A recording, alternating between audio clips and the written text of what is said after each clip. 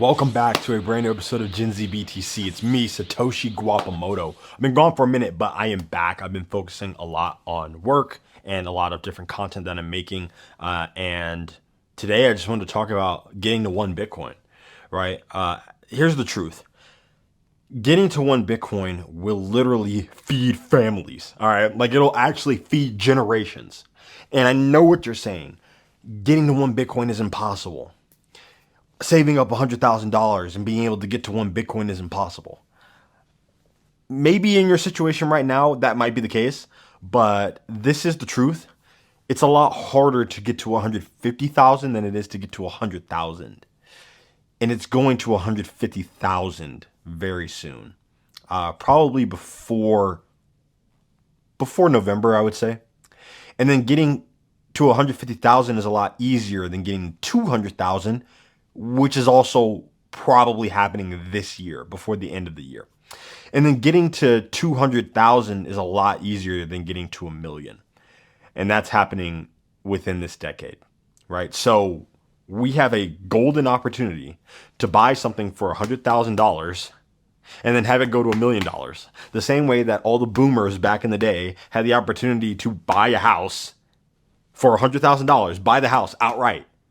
And now the house is worth $1 million. Oh my gosh. That's our opportunity. That's the opportunity for the Gen Zers. And if you can lock in and really focus on consistently grinding towards that goal, eventually you will reach it. All right. This is your last chance to actually reach it, because there's going to come a point where the escape velocity of Bitcoin becomes too great for anyone with an average income to ever be able to keep up with.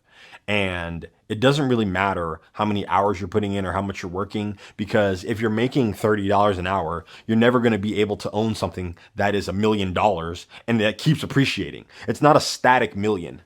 If you live in the United States, everyone's going to earn $1 million over their lifetime, especially now given the rate of inflation. So if you make $40,000 a year, right, all you have to do is work for a couple decades and you'll have $1 million essentially.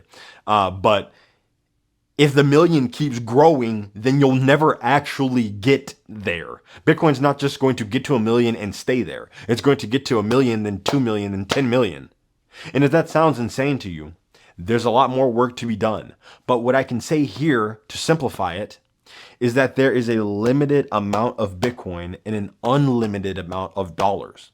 And what happens when you have a scarce thing, which is the Bitcoin, and an unlimited thing, which is the dollars, then that means that the scarce thing is going to continue to increase in dollar terms. Put another way, you're going to need more dollars to buy the same amount of the scarce thing. That's why one Bitcoin continues to go up in value over time. All right. Because we keep printing more and more dollars. We are devaluing the dollar. The purchasing power of the dollar is going away, and the scarcity of Bitcoin is remaining the same. In fact, it's getting more scarce. Why? Because people like me who have diamond hands are buying every single day, going to work every single day, making commission checks every single day, selling on the phone every single day, because we're trying to grind to get to one Bitcoin and beyond. You don't just get to one Bitcoin and stop, because the question is, how much Bitcoin is enough?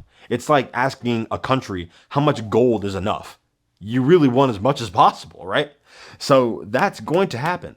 As long as you can work for Bitcoin or grind for fiat, work for fiat, and buy Bitcoin with dollars, as long as you can sell the weaker currency to buy the stronger currency, as long as you can sell the loser to buy the winner, people are going to exchange dollars for Bitcoin. But there's going to come a point where that game ends and the musical chairs game stops and you're no longer allowed to swap your dollars for Bitcoin because no one wants to accept those dollars anymore. The only thing people are going to accept in terms of giving up their Bitcoin to you is going to be labor. It's going to be value transfer. You're going to have to work for Bitcoin. Or you're going to have to get exposure through a proxy, something like an ETF or like a strategy or like a Metaplanet, right? But right now we have a golden opportunity, okay? And I'm not letting it slip, and I don't think you should either. You need to lock in. I don't care how much money you have or how good you think you're going to be in the future because you have $500,000 in the S&P 500. The truth is, the S&P 500 is going to drastically change and most importantly underperform Bitcoin. A Bitcoin allocation will lead to much greater yield in terms of the amount of return that you're getting because Bitcoin is the fastest growing horse in this race. When you compare Bitcoin to the Magnificent Seven, they can't stack up. So if you compare it to the entirety of the S&P 500, you're completely leaving everybody else in the dust. That's why someone like me, who has no investing experience or background in finance or in economics, is outperforming the greatest hedge funds in the world. All because I know how to pay attention and because I'm a divergent thinker. All right. I'm not someone who is just so focused on I need to fit in with the crowd. I need to go along with what everyone else is doing. No, I need to actually focus on the truth and figure out what is the best option for myself and my future endeavors.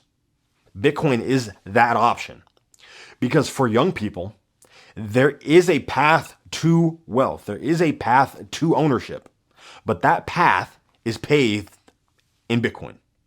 And if you get that, you're going to keep stacking until you can get to one. Here's the truth.